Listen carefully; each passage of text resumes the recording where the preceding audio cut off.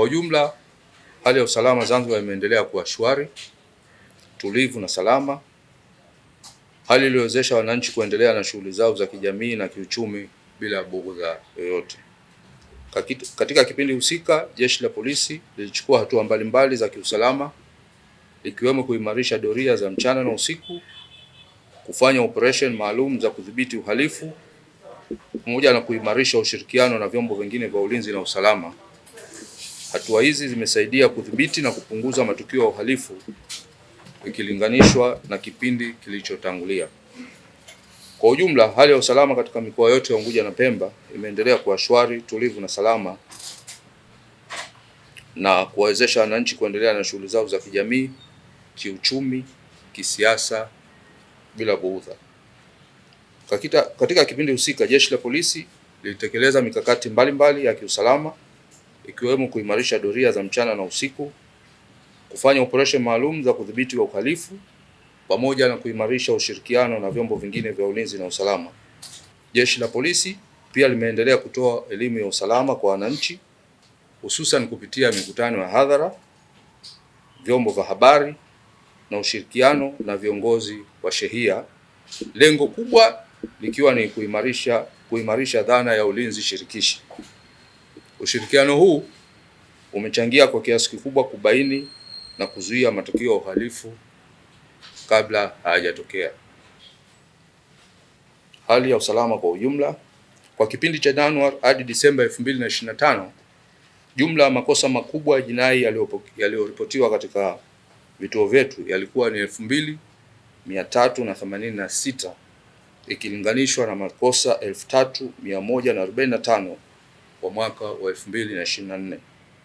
Hivyo kuna upungufu wa makosa 759 sawa na 24.1%. Makosa dhidi ya binadamu yamepungua kutoka makosa 1116 mwaka 2024 hadi makosa 812 kwa mwaka 2025 sawa na upungufu wa 27.2%. Makosa ya mauaji kwa mwaka 2025 yametokezea 53 ikilinganishwa na makosa 66 kwa mwaka 2024, ukiwa na upungufu wa 19.7%. Kwenye makosa ya mauaji, 94% katika hao makosa hayo ilikuwa ni kujichukulia sheria mkononi kwa tuhuma za wizi nyingineyo, lakini 4% wivu wa kimapenzi na 2% ugomvi kwenye vilabu vya pombe. Makosa ya kubaka kwa mwaka 2025 yalikuwa 657, ambapo kwa mwaka uliopita mwaka 2024 yalikuwa 829. Kwa hiyo kuna punguzo la 20.7%. Makosa ya kulawiti mwaka 2025 yalikuwa 93 ikilinganishwa na makosa 217 katika mwaka 2024. Kwa hiyo kuna punguzo la 57.1%.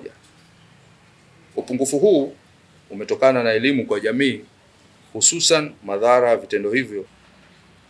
Makosa ya usalama barabarani, kwa upande wa usalama barabarani, makosa haya ya jumla ukamataji na nini yameongezeka, ambapo ni makosa kwa mwaka 2025 ni makosa 71,495 ikilinganishwa na makosa 50,016 kwa mwaka 2024.